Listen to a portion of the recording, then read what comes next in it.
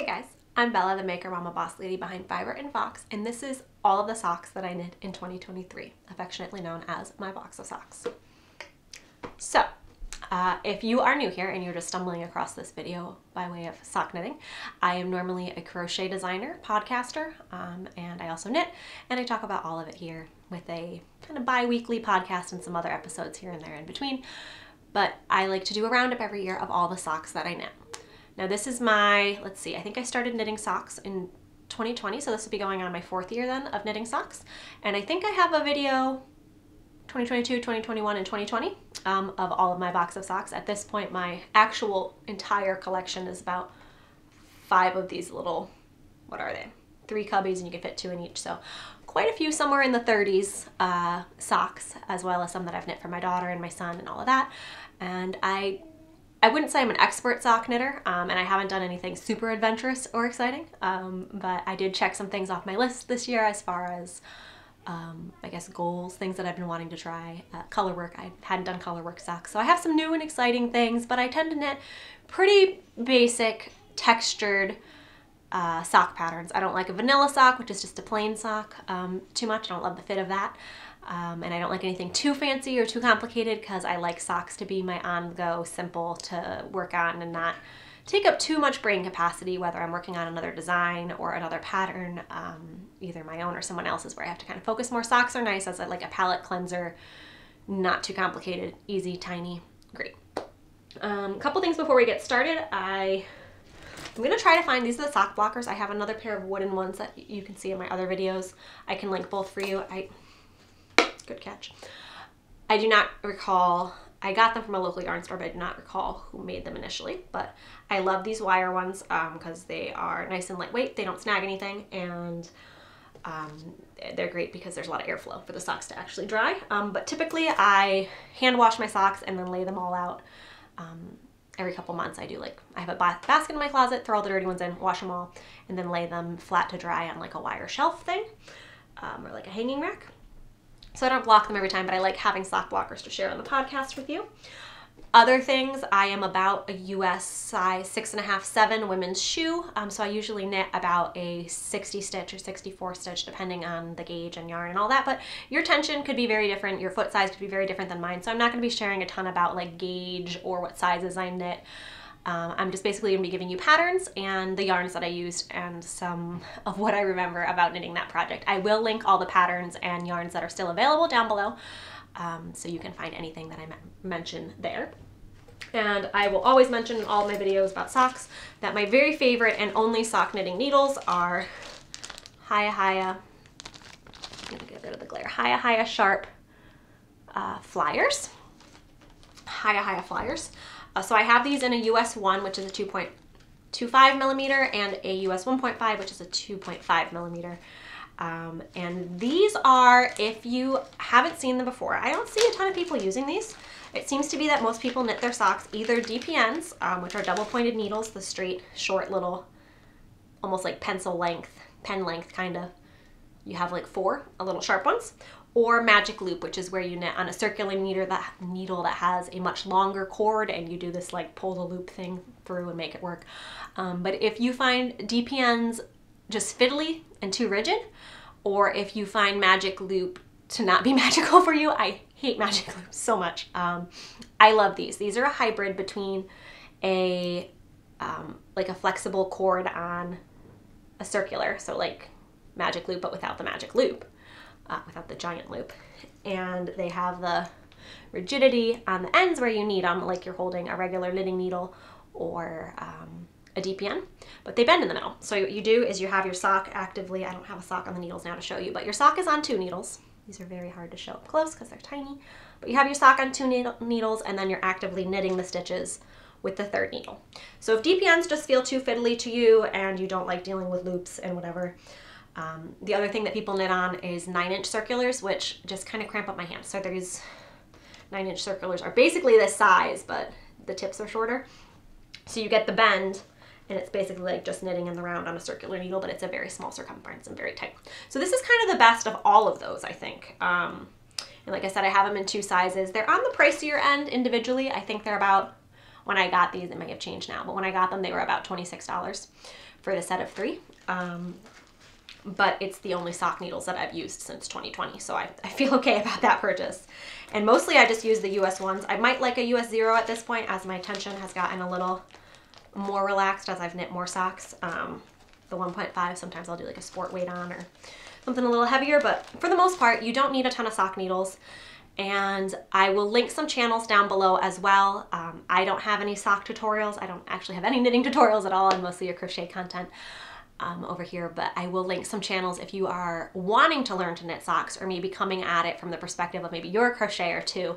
I will link some sock knitting step-by-step channels that will walk you through the whole thing, because I think socks are a great project to have.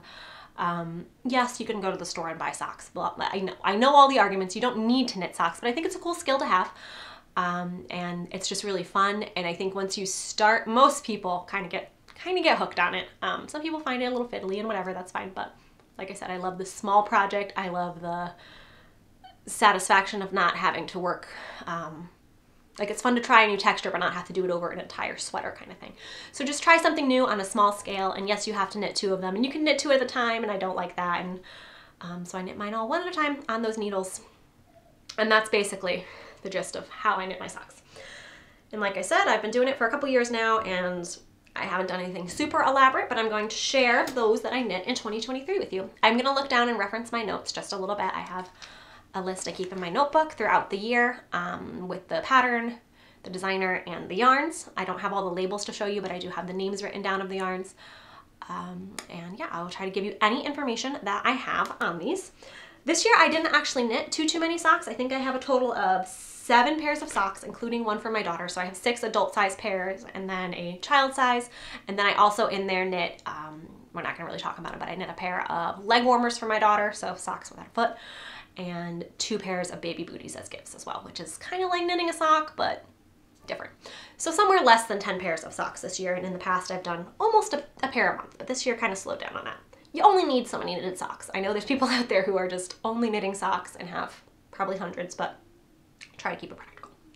So I'm going to take a moment, pop these on the blocker, and I will show you the first pair of 2023. All right, while I'm finagling these onto the blocker, I should mention probably this sweater I have on is not hand knit. It is a store-bought, and I've had it forever. And the shawl that I'm wearing is one of my own designs. It is crochet. It is called the Serenity and Shiloh shawl, and it's a tip-to-tip triangle shawl. And it's maybe not the best color scheme for me. It's a little washy-outy, but I love it, and I felt like wearing it today. So just to tell you. Up first, this is a great sock pattern if you're looking to knit not just the very most basic, boring, like vanilla is what we call when it's just like a cuff, stockinette in the round, a heel, then a toe. These are a easy textured. It's basically like a broken rib kind of stitch. So if you know how to knit in purl, this is feasible for you. These are the blueberry waffle socks. You cannot super see the texture in them because of the wild yarn, but it's like a waffle. And these have been popular for years. It's a free pattern on a blog by Sandy Turner, I believe is her name. And it's fairly well written, I'd say, and very easy if you're familiar with knitting and purling. And I do not remember on all of these socks if I subbed in heels or not, but I think all of them are a heel flap and gusset, which is where you have this flat heel and then a little heel turn. I find that fits me the best. I have a very high arch and a pretty wide foot, and that allows me to get a really good fit for me, so I don't usually do an afterthought heel or a short row heel or other popular heels like that. So that tends to be my go-to. This yarn is definitely chaotic in this print, but I've made blueberry waffle socks a lot of times, so I wasn't really looking to highlight the texture. But it is a really great texture and it stays on nice because of the ribbing to it. The mini skein is a Lane and Lotus. I don't remember which color, and she's no longer dying, so I don't think that's available anymore. And this is a Regia. I'm not entirely sure how to pronounce it. It was the number 4 Fadig, F-A-D-I-G color, and the color, I think, 5033. I had gotten it at a local yarn festival. There was somebody who was selling kind of sock yarns from a whole bunch of different locations that weren't hand dyed. So Regia is a more commercial dyed sock yarn, and I believe that it is non-superwash. I want to say it's just wool and nylon, but I do tend to prefer non-superwash when I can get it, but I'll go either way. But I have found that nylon content or some sort of hard wearing, something beyond just wool in most cases, is helpful for durability of socks. We will see shortly here what happened when I didn't use nylon. But yep, so this is my first pair. Not crazy exciting, but they are very colorful and fun. This was a skein that I thought was going to be self-striping when I bought it, because I saw that it had a ton of colors in the little skein ball hank shape, but it turned just into this more wild variegation that you can really see on the bottom of the heel, or I mean on the bottom of the foot.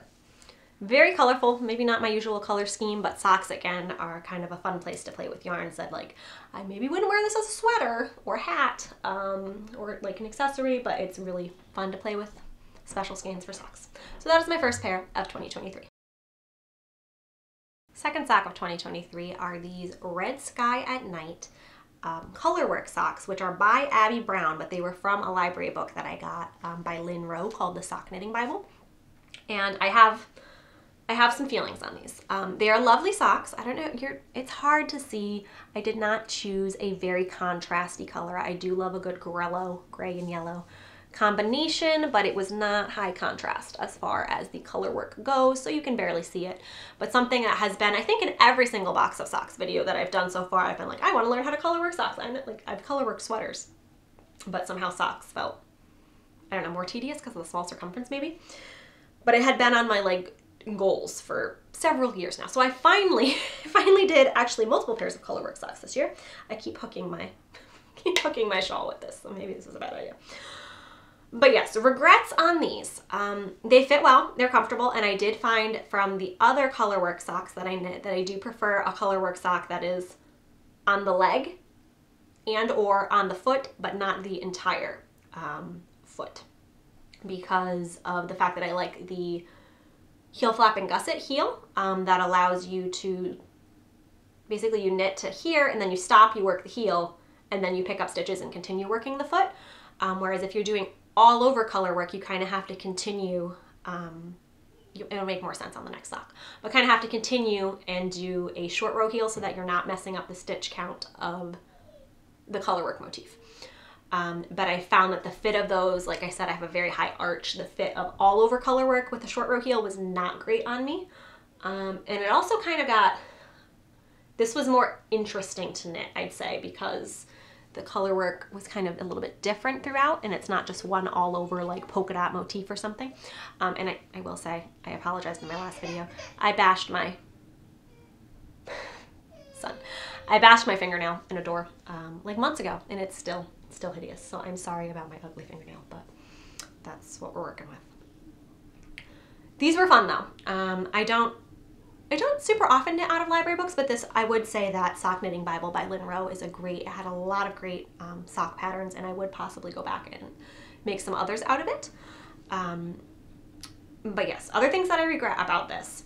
The yarns that I use, this gray is Patons Croy, which I never regret. It's a very hard wearing, very budget friendly. You can find it at most. I know Joann and Hobby Lobby carry it. I think Michael's might as well, and they all kind of have different colorways.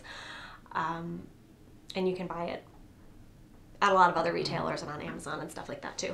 And it's a closer to sport weight. It's a little bit heavier, but it's a non-superwash with nylon sock yarn, and it's very hard wearing, and I find it a great neutral to sub in with other patterns and stuff. I use it a ton. This is the colorway, I believe. I do this every time, and I've influenced other people to be confused too. I think it's the colorway Linen. Might be the colorway Flax. Linen is made out of flax. I don't know. It's one of the two, but it's the gray. Very plain. Great neutral. I should have, for one, definitely used a color that contrasted better so you could actually see the beautiful color work. I'll try to find a picture of the original socks because those were in like a purple or a blue and a pink maybe, and it was just much prettier. I might remake these in another color. But I used some scraps of something that I had left over from making a shirt, and it was, I believe, superwash, but I don't think it has any nylon content, and it's a kind of loosely plied yarn. You can't really see. But it has not been hard wearing. On this other one here, I did a really janky job of it, but almost immediately, second or third wear, the yarn split and ripped just from rubbing on my boots. And I haven't had any ripping in the toes yet, but particularly in contrast to the Patons Croy, it's just not very hard wearing. It's a much finer, very soft, but yeah, maybe not suited for making socks. Maybe should have held it double with something. So regret using the yellow. It's pretty, doesn't contrast well, and hasn't been hard wearing. But I did learn that I do like Colorwork socks. I like it when the motif changes throughout, so it's more interesting, and I like it when it's broken up on the leg and the toe, but not throughout the heel. So these are the Red Sky at Night socks by Abby Brown. The third pair that I knit are the ever so whimsical Herding Cat socks by Stone Knits. And these definitely have a much better contrast going for them. You can see the color work very crisp and clean, with the solidish purple and then the slightly tonal, I'd say tonal, very lightly variegated yellow golden color. And they just have these adorable fun cats. Like I said, it is all over Colorwork, so this is the only one where I think it was a German short row heel, some kind of short row heel. It doesn't fit as well. I definitely had some tension issues. See a little bit of puckering where I was just carrying the yarns and not doing a great job on the small circumference in between the needles. I had issues tensioning correctly. And this just kind of got monotonous doing, so this is one, cat's going one direction and then the chart flips and the cats go the other direction. But this is the entirety of the chart, so it's over the sock 4 or so times.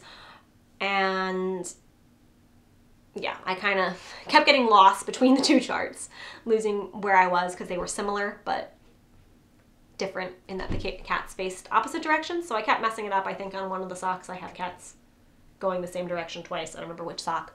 But again, it's just socks. It's okay. I learned some things.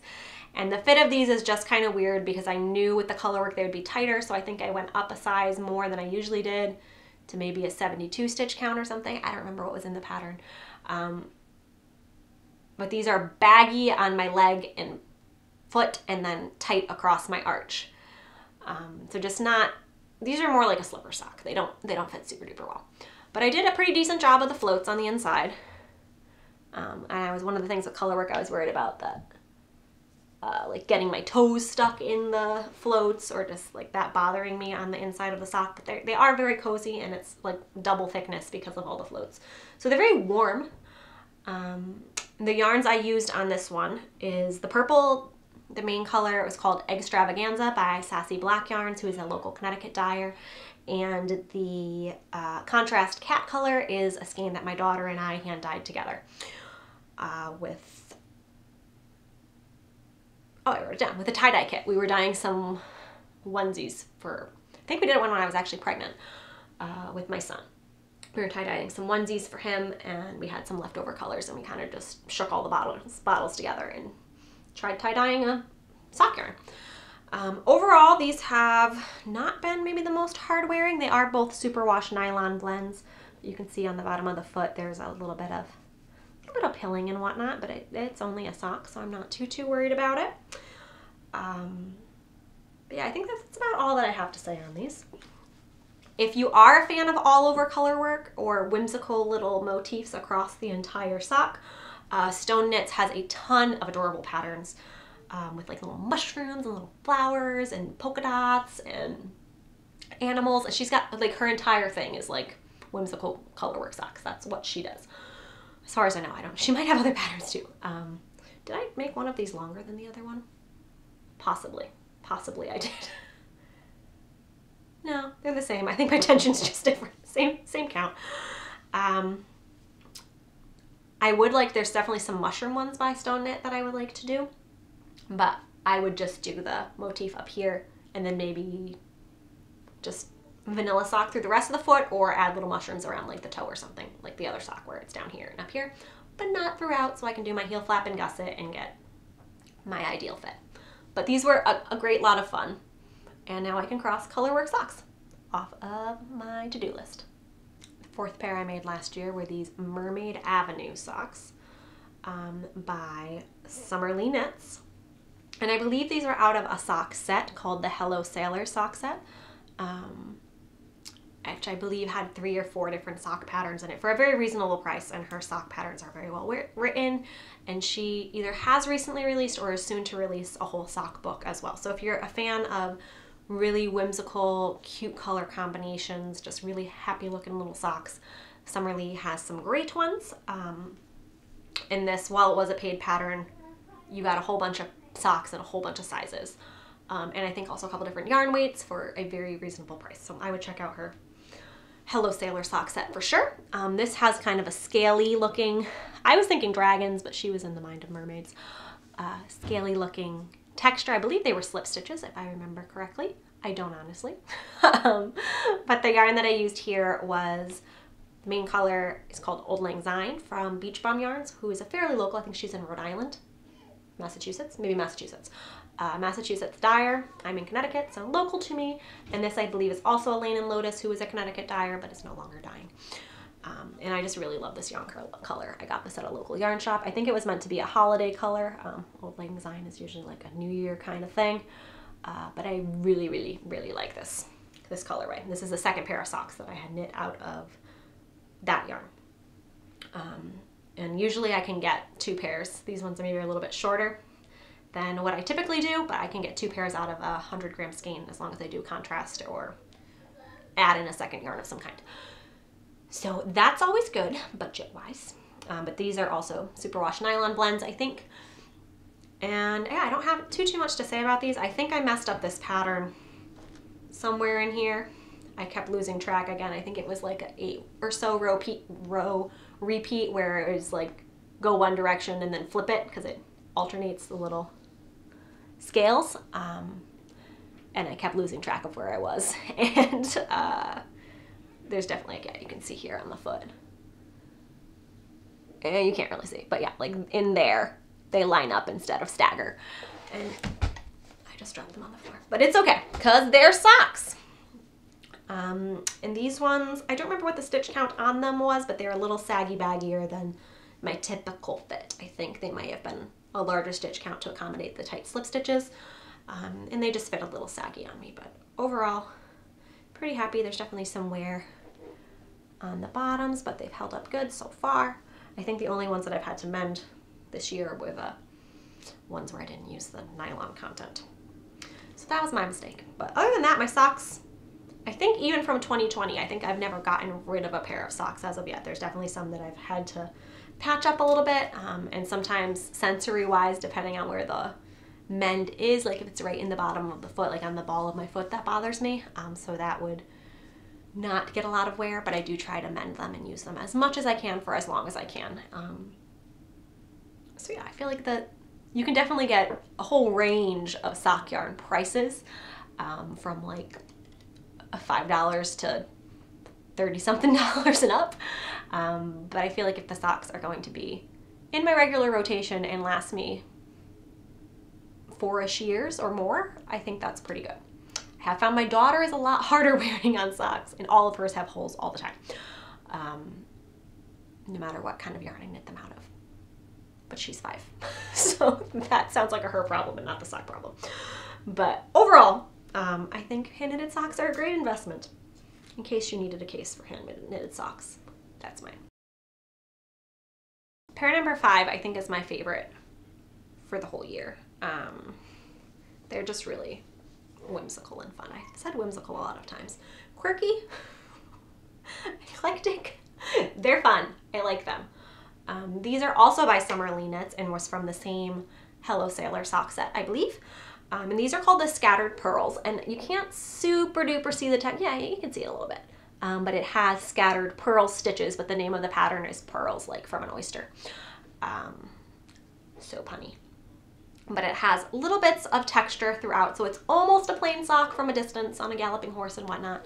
And I think with maybe a lighter yarn, you could see the texture better. But yes, you can see there's little like divots of texture. And hers, I don't remember what the original color was in, but she didn't do this contrasty heel toe cuff quirkiness. I just decided to use up some scrappy bits. This is the same purple yarn from the Herding Cats, the Sassy Black Yarn Extravaganza colorway. And then I used a bunch of randoms from, I don't know if you can see up in there, a basket of all my little scrap sock yarns. As long as I could get like a single row of a sock out of it, I will save it and work it into something eventually. And this heel is actually from my first ever pair of socks and I've worked it into so many places. I've made, I think, at least 2 pairs of socks and lots of other contrast bits with it. But yeah, just a bunch of little random minis and odds and ends, and I think this is really fun. I not only would make this pattern again because I really enjoyed the little texture bits, but I like this either as a vanilla sock or something that's just a little bit textured, and then having this fun, ridiculous heel toe cuff situation. I think it's super cute. I don't know, maybe a little juvenile, but I'm making purple socks, so like clearly I'm not worried about being sophisticated here. And I should mention, I mostly, in the wintertime, I wear these in my like duck boot, snow boot kind of things, but the majority of the year, other than in the very cold of winter below freezing and heat of summer, I will be wearing Birkenstocks with socks in them, which is a whole separate story because I spent my entire childhood / young adult life chastising my siblings, like, you will not wear socks in your sandals. That is not okay. Do not do that. No, you look like a homeschooler. We were all homeschooled, so I can say that. There's a difference between being homeschooled and being a homeschooler, though. So my brother still gives me a hard time about it. Like, you yelled at me all the time, and now you wear socks in your sandals. It's different if you make your own socks. It's completely different. But yes, I think these are really fun in a Birkenstock if you're looking to be a quirky homeschool mom. I think it's a great look. I love it. So this is my plug for pick random colors and knit your toes and cuffs and heels completely randomly. But also, this was a really fun pattern, and they're my favorite. We're already down to the last pair I knit for myself, and these are actually a mother-daughter pair, mother-daughter combo. This is a no pattern.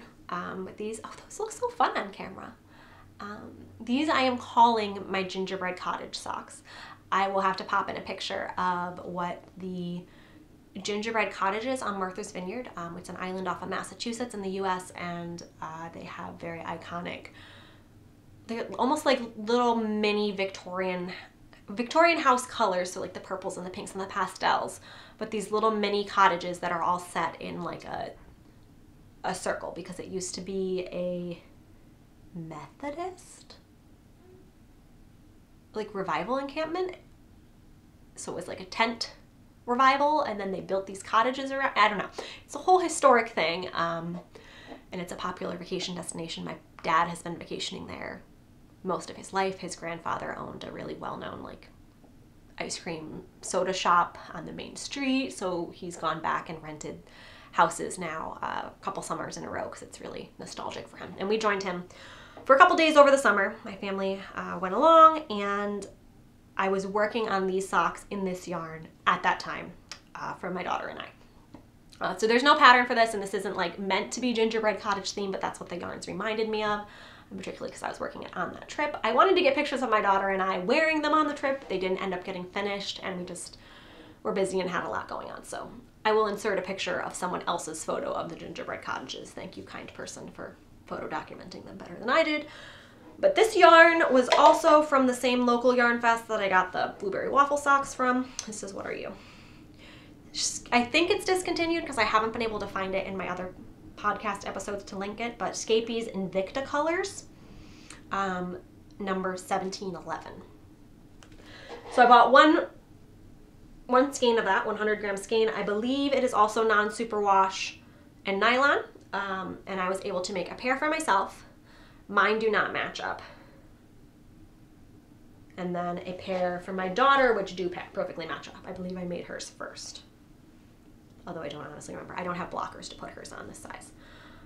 But so hers are same yarn, but not exactly identical to mine. And I did use different contrast colors on this one. I used the same blues, but I held mine double with a white nylon thread. And then the heel is that questionable yellow, no nylon containing earth yarn from the Colorwork socks. But I did hold it together with nylon thread here, knowing that it hadn't worn very well. I will show you my nylon thread hack in a minute. And then hers is a random green heel with also nylon thread just for durability. And like I said, this is a solid blue, not held double on hers. And I think hers might be a 54 stitch count, 56. But I wasn't following any pattern for these whatsoever. It is just a 3x1 ribbing with a heel flap and gusset. And the ribbing is only across the top of the foot. Makes for a pretty nice fit. and you don't have to rib the entire foot. Like that, recommend it. But I did want to touch quick on holding nylon. If your yarn doesn't already contain nylon, you can buy this. I got at like a thrift store, and it's some kind of nylon thread that would have gone on like a sewing machine. It's very fine, you know, because it's thread, and it's 100% nylon. But you can get any sort of sewing or quilting thread as well that's nylon or some sort of synthetic, and hold that double with your yarns that might not have already nylon content in them. I just grabbed a bunch of these at a thrift store. I think I have like a couple whites, a red and a green or something, and they were like 25-50 cents each. But if you can't find a thrifty deal, it's easy enough to go into like a Joann or something and get some actual quilting nylon thread and hold it double, and you get a fun marled look unless you match up the colors exactly. But I feel like white is pretty versatile in a lot of socks, and it provides a lot of durability. You can also hold like a mohair or something with silk in it to provide some durability as well if you're working with a sock yarn that doesn't have like nylon or polyamide or something synthetic. I don't generally love synthetic things, but for sock durability, I have found that to be most helpful, other than I have one pair